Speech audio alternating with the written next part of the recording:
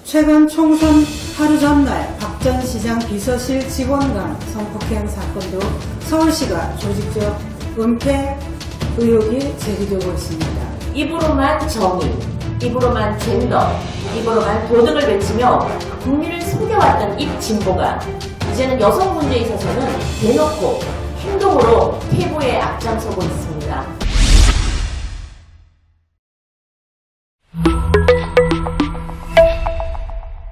오늘 김창룡 경찰청장 후보자의 청문회에서 경찰이 박원순 서울시장 성추행 의혹을 최초로 안 시점은 지난 8일 오후 2시 30분인 것으로 밝혀졌습니다. 이후 1시간 후 서울시 젠더특보가 박원순 시장에게 불미스러운 일을 문의한 것인데요. 임순영 서울시 젠더특보는 피해자 측이 전화로 신고 의사를 밝힌 지 1시간 후인 오후 3시 30분 박원순 시장을 만나 불미스러운 일이 있으시냐고 확인했다고 합니다. 이런 정황들로 볼 때 경찰에서 성추행 고소 사실이 서울시로 유출된 것 아니냐는 의심이 나올 수밖에 없는데요. 임 씨는 불미스러운 일이 성추행 혐의인 줄은 몰랐다며 강력히 부인하고 있습니다. 자신이 법적 책임을 뒤집었을까봐 걱정하는 것이죠. 결국 누군가 의도적으로 임 씨에게 책임을 떠넘겨 의혹을 물타기하고 있다고 의심도 되는 상황입니다. 상황이 이런 만큼 현재 언론에서 서울시장에게 성추행 관련 보고를 가장 먼저 한 사람으로 거론되는 임 씨를 이번 주 안으로 경찰 소환 조사를 한다고 합니다. 그런데 원래는 지난 19일 조사를 받을 것으로 예상됐으나 개인적 사정을 이유로 경찰 조사에 응하지 않았다고 하는데요. 조사받기 전에 여러 사람들과 입을 맞추기 위해서 그런 게 아닌가 하는 합리적 의심도 듭니다. 아무튼 결론적으로 말씀드리면 현재 박원순 전 시장 성추행 고소건과 관련해 경찰과 청와대에서 박 전 시장에게 유출은 했는지, 했다면 누가 했는지 이것이 쟁점입니다. 그리고 이 와중에 벌어진 일이 바로 경찰이 박 시장 휴대전화 분석을 미적대다가 15일이 돼서야 시작한 일이 알려졌고, 경찰이 신청한 박 시장의 휴대전화 세대에 대한 통신영장은 17일 기각됐다는 사실입니다. 아니, 휴대전화 포렌식 검사만 해도 지금까지 의심하고 있는 내용을 전부 확인할 수 있는데 의도적으로 이것을 누군가 막고 있는 것 같습니다.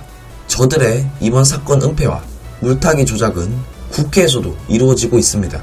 더불어민주당이 국회 여성가족위원회 폐지를 추진하고 나섰는데요.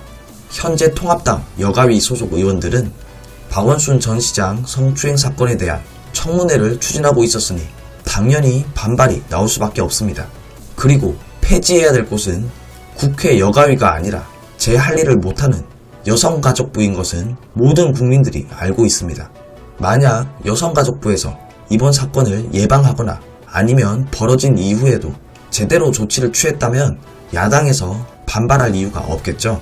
이번 사건의 당사자도 무책임하게 극단적인 선택을 하더니 역시 같은 정권, 같은 당도 똑같이 무책임한 건 마찬가지인 것 같습니다. 피해자를 피해 호소인으로 얘기하고 박원순 시장 죽음을 미화하며 피해자에 대한 2차 가해한 것을 놓고 보면 현재 저들의 조직적인 은폐는 어찌 보면 당연한 모습인 것 같습니다. 즉, 이번 일에서 야당은 청문회는 물론 국정조사, 더 나아가서는 특검까지 추진해서라도 국민들에게 진실을 알 수 있도록 노력해야 할 것입니다. 고 박원순 시장의 성추행 혐의가 세상에 드러난 지 열흘이 넘었습니다. 열흘 동안 책임 있는 국가기관이 피해자 보호와 진실 규명을 위해 행한 실질적인 조치는 무엇입니까? 서울시는 성추행 묵인, 은폐, 방조로 조사받아야 할 주체임에도 책임 면피형 민관 합동조사단 구성을 발표하며 소모적 논란만 키웠습니다. 게다가 피해자의 기자회견 연기를 제안한 여성가족 정책실장이 조사단 구성을 주도하며 더 큰 불신을 초래하고 있습니다. 더욱이 서울시 및 시 산하기관에서 최근 3년 6개월간 총 42건의 내부 성폭력 사건이 발생하였고, 최근 총선 하루 전날 박 전 시장 비서실 직원 간 성폭행 사건도 서울시가 조직적 은폐 의혹이 제기되고 있습니다. 따라서 서울시가 조사단 구성을 언급할 자격이나 있는지 국민들은 의심하고 있습니다. 경찰은 기각될 것이 충분히 예상되는 구실영장, 즉 변사 경위에 한정하고 공무상 비밀 누설을 제외한 것입니다. 이것으로 여러 혐의를 풀 결정적 단서인 박 시장의 휴대전화 세대도 확보하지 못했습니다. 청문회를 앞둔 경찰청장 후보자는 박 시장 관련 허위사실 유포에 대해서는 철저한 수사를 약속하면서도 성추행 의혹에 대해서는 더 이상 조사가 어렵다며 사실상 수사 의지가 없음을 고백했습니다. 또한 이번 사건의 핵심 의혹 중 하나인 피소사실 누설에 1차적 책임이 있지만 이에 대해 이런 방구 말이 없습니다. 여성가족부는 존재 이유를 스스로 부정하고 있습니다. 정부 조직법상 여성의 권익 증진 등에 관한 사무를 관장하며 성폭력 예방 및 피해자 보호가 주요 업무로 명시되어 있지만 사건 발생 일주일이 지나 장관 주재 첫 긴급 회의를 열고는 책임을 통감한다는 무미건조한 입장을 내놓은 것이 전부입니다. 그런데 민주당은 국회 여성가족위를 폐지하고 문화체육관광위와 통합하자고 하는데 이는 본말 전도입니다. 민주당은 일찌감치 당 차원의 진상조사는 어렵다며 책임을 회피했고 나아가 내년 재보궐선거에서 멋진 후보를 통해 책임지는 모습을 보여드려야 한다며 선거지상주의에 매몰되어 피해자 보호는 뒷짐만 지고 있습니다. 문재인 대통령께서는 사회특권층에서 일어난 사건의 진실을 규명하지 못하면 정의로운 사회를 말할 수 없다며 시효가 끝난 사건도 사실 여부를 가리려던 단호한 모습과는 정반대로 침묵으로 일관하며 모순된 정의를 보여주고 있습니다. 나흘 전 국가와 국민을 위해 봉사하겠다고 엄숙히 선서했습니다. 정부의 책무도 이와 다르지 않습니다. 하지만 책임있는 국가기관의 직무유기로 피해자의 고통의 시간은 길어지고 있습니다. 피해자가 외친 공정하고 평등한 법의 보호는 묵살되고 있습니다. 또한 이는 말하지 않는 수많은 성범죄 피해자들에게 용기를 낼 수 있는 기회마저 빼앗아갈 수 있음을 알아야 합니다.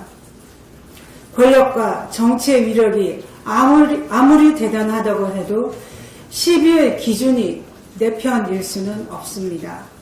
지독한 고통의 시간을 보내고 있는 국민을 위해 신속한 진상규명 및 관련 의혹에 대한 철저한 수사를 다시 한번 강력히 촉구합니다. 네, 여가위 간사 김정재입니다.